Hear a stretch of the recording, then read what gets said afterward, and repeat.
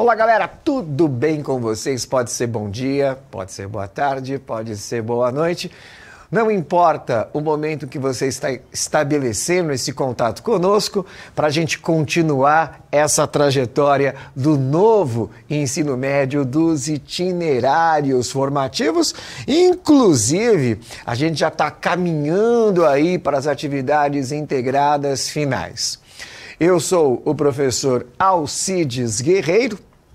Sou formado em História, tenho outras especializações, mas como todos nós já sabemos, nessa etapa de trabalho, junto com o aluninho, junto com a aluninha, junto com o parceiro professor, a gente está falando de interdisciplinaridade, a gente está falando de multidisciplinaridade para fazer uma composição que é mais coerente não só com a nova pedagogia, mas principalmente que é mais coerente com a vida, porque a vida ela não é compartimentada em caixinhas tão formais. Pelo contrário, a gente interage, a gente se mistura, a gente compreende como um todo. E justamente para ilustrar ainda mais essa abordagem, eu trouxe aqui a minha amiga, a minha colega, the best teacher of Via Láctea. Via Láctea não, Milky Way. Eu chamo a professora Priscila Ortega, seja muito bem-vinda. Olá, pessoal. Alcides, muito obrigada pelo convite, né? Então, muito obrigado aí também vocês que estão nos assistindo, que estão nos acompanhando. Olha só, a melhor professora, assim, há controvérsias nesse... Eu acho. Então, se você se você acha, tá valendo, né? E olha só, né? E hoje a gente vai falar de algo super interessante. E algo que você estava falando anteriormente, né, dessa questão da interdisciplinaridade, né, isso super importante, ainda mais agora que a gente está, né, no novo ensino médio também, então algo super importante da gente construir essas parcerias, né, e nada melhor do que um mundo cheio de parcerias, olha só. Isso, inclusive, falando de parceria, a gente pode também relacionar essa parceria numa perspectiva mais inclusiva. Então, vamos nos descrever aqui. Priscila, como que você se descreveria, então? Olha só, gente, eu sou uma pessoa baixa. Vá! Vá, continua. Senti uma pontada de bullying. Não, é que ela é a maior professora da galáxia, ela é modesta, continua. Eu tenho aí em torno de 1,52 m, né, para ficar aí mais exata a nossa descrição. A produção até parou de ler para olhar para ela. Eu sou loira, cabelos encaracolados, olhos claros, uso óculos. Hoje, né, eu estou aqui com uma blusa cinza, né, uma jaqueta com zíper cinza, uma calça jeans azul e um tênis preto. E você, guerreiro, aí, se descreva. Muito bem, eu vou me descrever partindo das percepções que as pessoas têm de mim. Eu tenho 1,78 m, né? Sou considerado magro, né? Tenho cabelos compridos que hoje estão presos, uso óculos, tenho barba cerrada e recortada. Aí sim. E dizem que eu sou cor de laranja.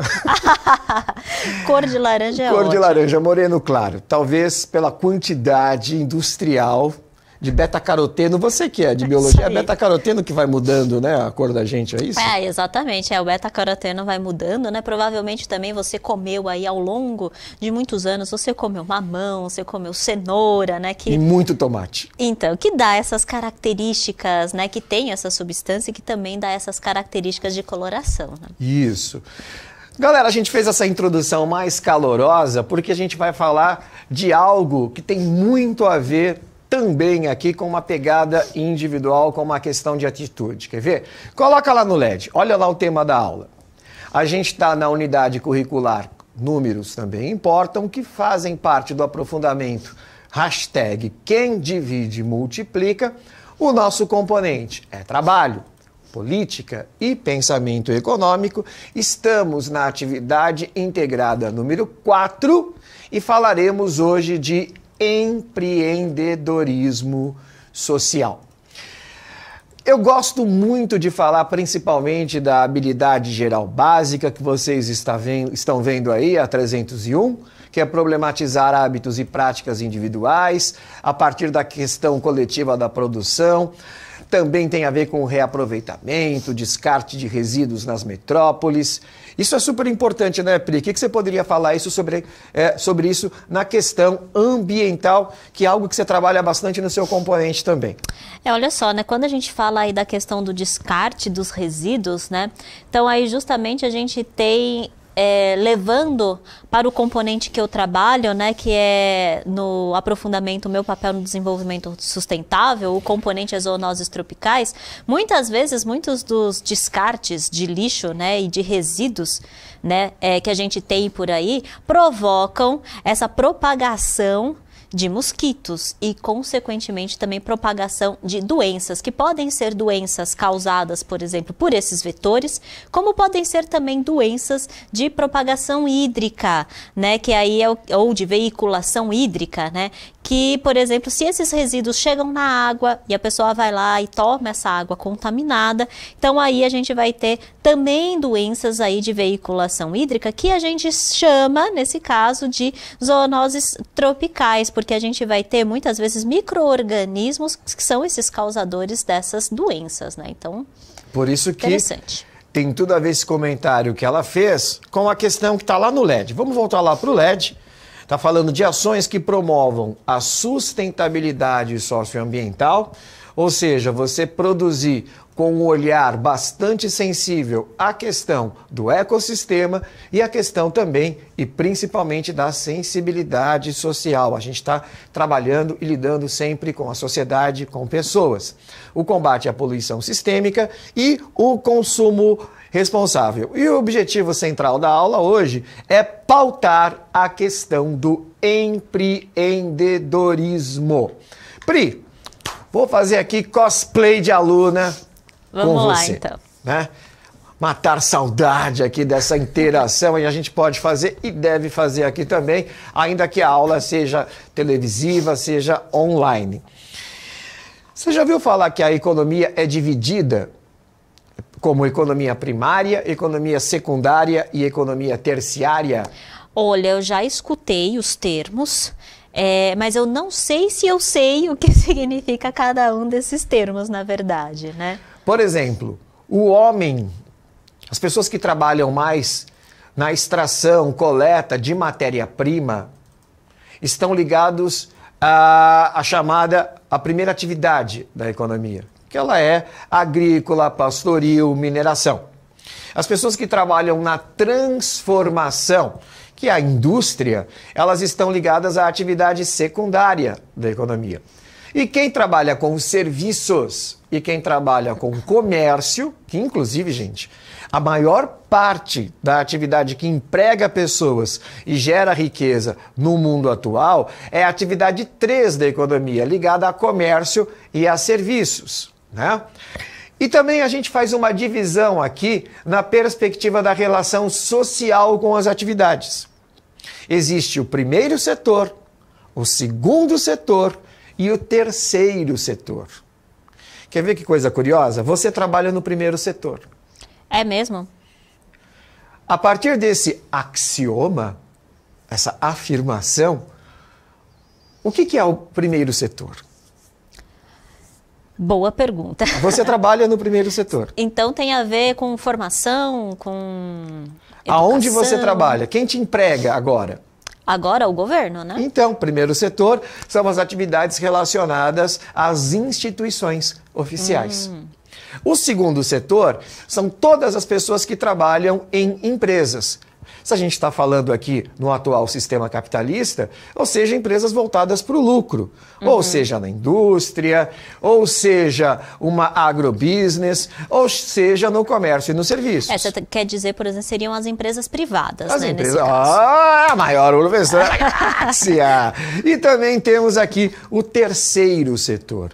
E a gente tem que, novamente, fazer aqui a nomenclatura do terceiro setor. Olha lá. O terceiro setor são ações que promovem soluções para a coletividade. em especial voltada aos setores que apresentam maior grau de vulnerabilidade. Esse aqui é um campo muito interessante, porque de algumas décadas para cá, Pri, a galera começou a perceber o seguinte: tem determinados trabalhos que empresas comuns não se interessariam em fazer, porque qual é o objetivo de uma empresa privada? Lucros. O lucro. Então, o maior bem não é relacionado à coletividade. É uma atividade que promove aí a acumulação de lucro apenas na mão de um grupo. Então, o objetivo final é o sucesso de um grupo que faz o investimento, tá?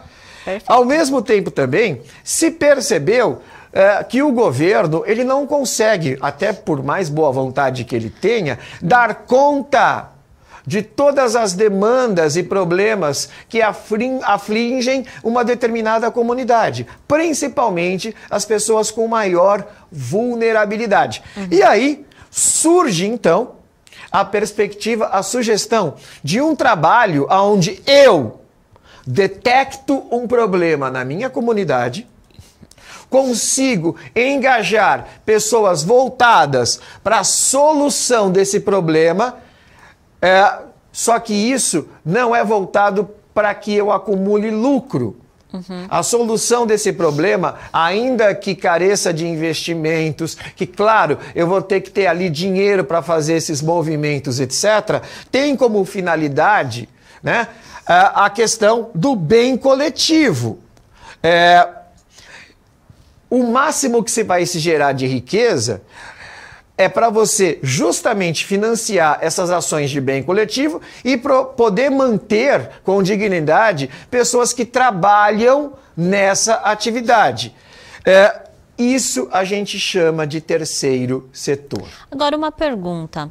Por exemplo, as ONGs, elas se encaixam nesse terceiro setor? Perfeita a sua pergunta. As organizações não governamentais, elas fazem parte do terceiro setor. E hoje não dá para ignorar.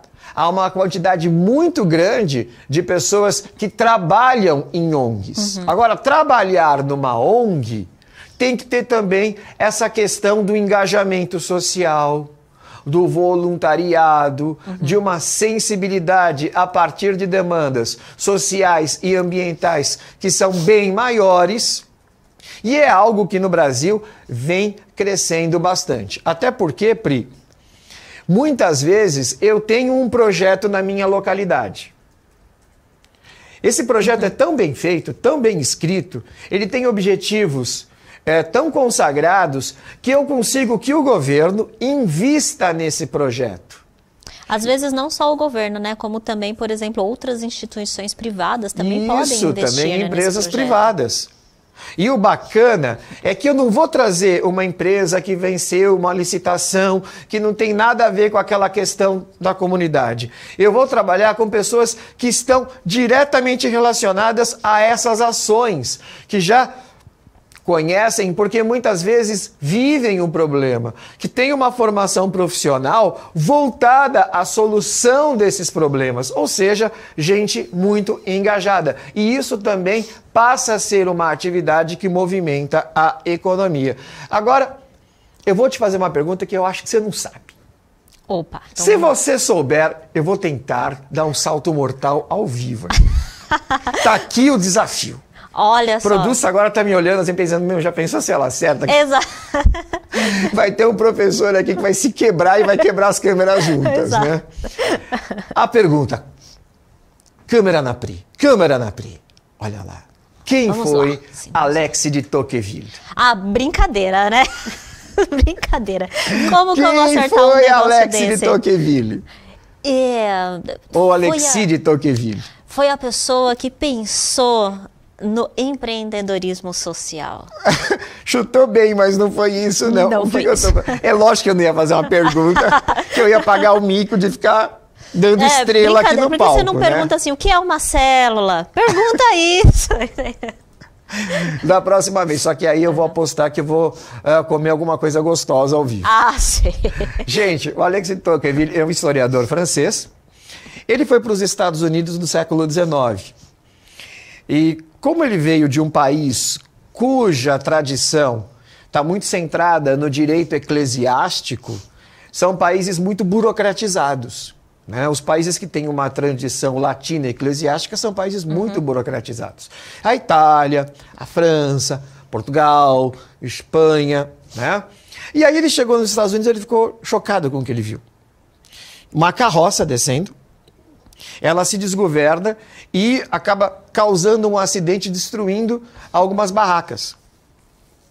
Se fosse na França do qual ele era originário, eles iam ter que chamar uma espécie de polícia, fazer um BO. Aquilo ia virar um processo que ia para uma promotoria, ia se contratar um advogado de acusação, um advogado da defesa, aquilo ia se acumular páginas e tempo, e lá no final um juiz ia decidir. Ia decidir, ou seja, você tem que ter a mediação do Estado e todo um aparato burocrático que se relaciona com essa mediação. Mas o que ele viu nos Estados Unidos? Assim que aconteceu o acidente, a primeira coisa que ele achou muito estranho, todo mundo parou o que estava fazendo e foi lá e recolheu tudo das barracas. Desviraram a carroça, já começaram a ver como que podiam arrumar a roda. O dono da carroça foi falar com os donos das barracas e já acertaram ali uma forma de indenização. Então as pessoas mesmo, elas se organizaram para resolver o problema nesse Resolveu o caso. problema. A questão é, foi mais rápido ou mais devagar? Foi muito mais rápido. Foi muito mais rápido, né? O tempo, além de ser muito mais rápido, ele está envolvido aí com as questões burocráticas e com o dinheiro. Acabou até ficando mais barato do que você chamar advogado, esperar, etc, etc. E o Tocqueville, quando ele viu isso, você sabe o que ele afirmou? Não. Ele disse, esse país vai virar uma potência. Ele percebeu ali que existia uma cultura aonde ninguém está falando que tem que se negar o Estado, não é isso. Mas que você coloca no protagonismo social e até individual, porque a gente está falando aqui do liberalismo raiz do século XIX, não no neoliberalismo, do liberalismo raiz do século XIX, aonde o indivíduo é protagonista das suas próprias soluções. Isso deu à cultura americana um caráter de pragmatismo. Tem um problema, o que acontece? Eles são rápidos em solucionar. Eles vão lá e solucionam rápido, da forma menos burocratizada possível. E isso dá um frescor e uma agilidade muito forte, além do que um senso de comunidade, do qual nós brasileiros ainda estamos aprendendo a ter.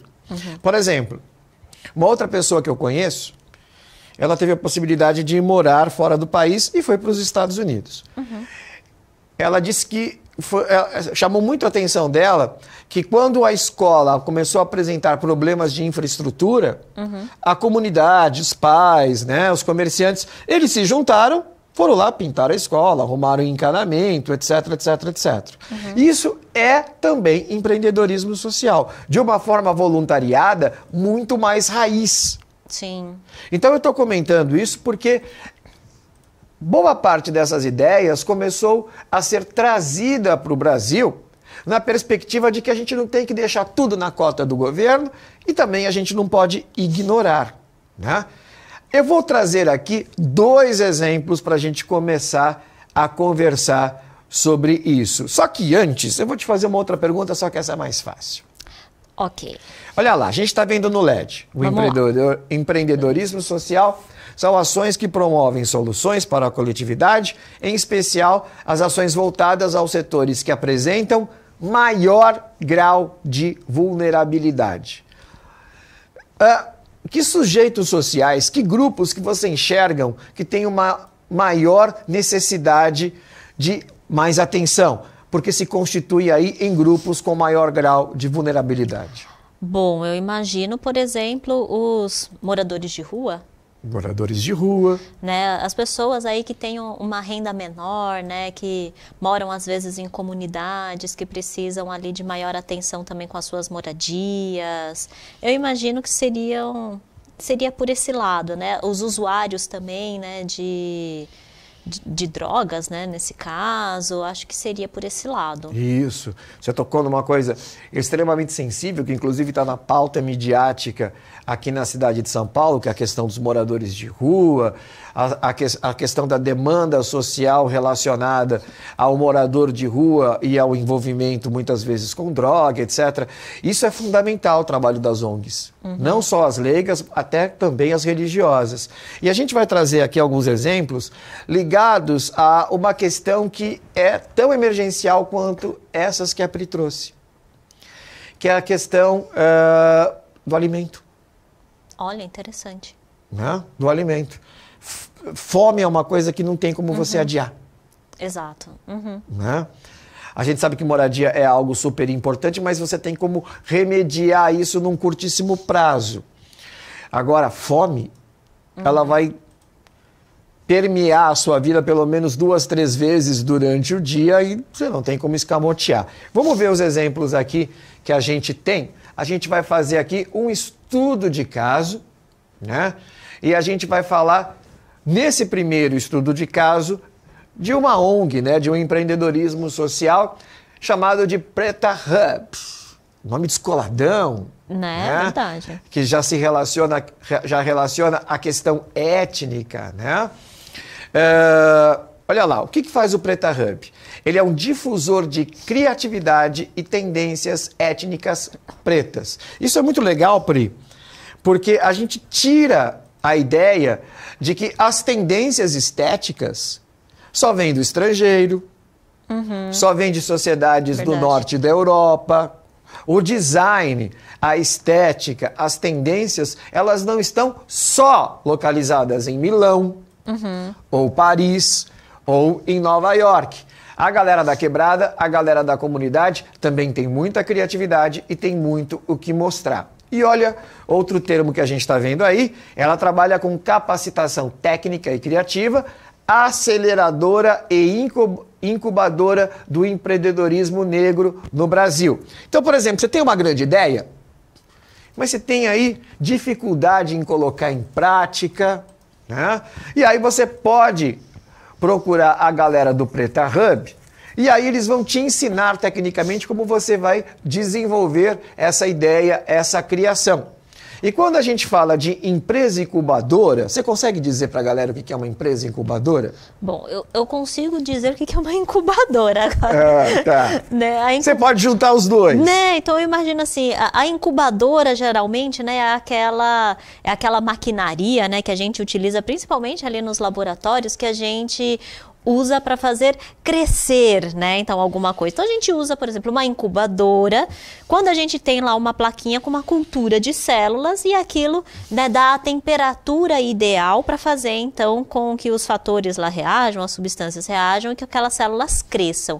Então, imagina que uma empresa incubadora é aquela empresa que fornece, então, né, os utensílios, as ferramentas para que outras empresas, outras pessoas cresçam. Isso. Não só ferramentas materiais, que é a questão infraestrutural, mas também todos os aparatos técnicos para você desenvolver as suas ideias. Porque o que se pensa aqui é que você saia de um estágio de empresa incubadora e se torne depois uma startup de verdade, uma empresa que vai começar a gerar e andar com as suas próprias pernas. Olha lá alguns números interessantes para a gente ver.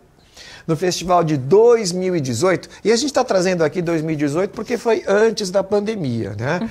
A gente não pode aqui fazer parâmetros tomando como parte aqui o panorama da pandemia, porque não seria justo esse parâmetro, uma vez que a gente teve uma quebra de várias atividades, claro. Porque isso demanda a interação social, do qual, na época pandêmica, nós tivemos isso bastante reduzido, o que foi necessário, inclusive, para que a gente pudesse domar os problemas da pandemia. Mas vamos lá.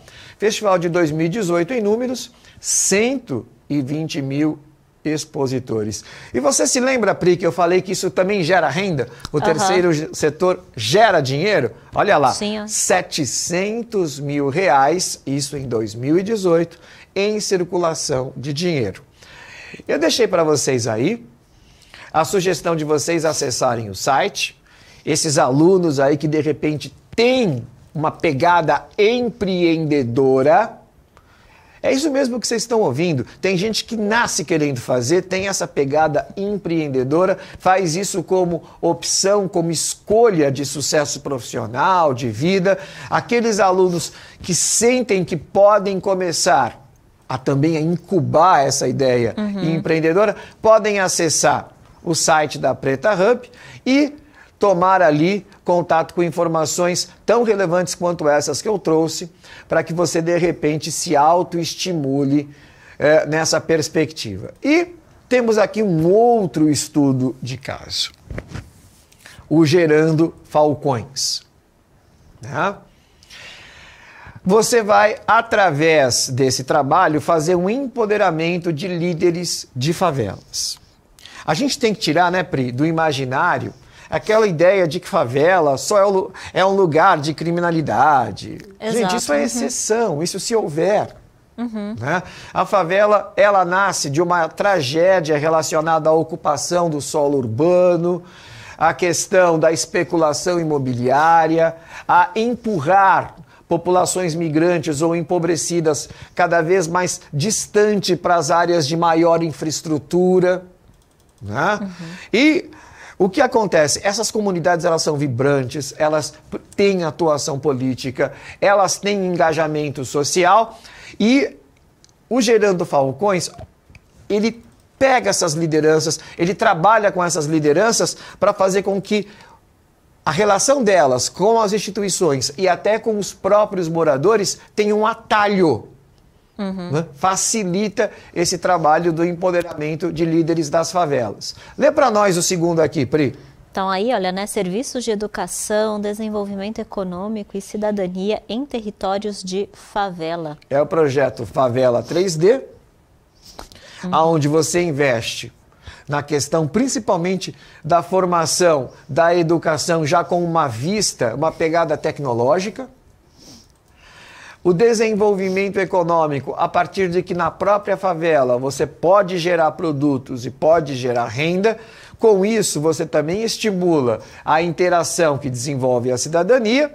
Tudo isso na sua própria comunidade. Pri, lê para nós aqui os números que envolvem aí a Favela 3D, o Gerando Falcões. Então vamos lá, né? São 703 ONGs parceiras. Bastante coisa, né? Bastante, 703 ONGs. Para a gente perceber a quantidade de gente envolvida. Imagina, cada ONG envolva aí 20 pessoas. Imagina quantas pessoas é envolvida. Eu estou comentando isso porque se vocês entrarem nos sites, tá lá a fotinho de todo mundo que está relacionado. E aí você percebe uma cadeia, né, social, toda ela engajada nesses movimentos e que vai gerando uma sinergia.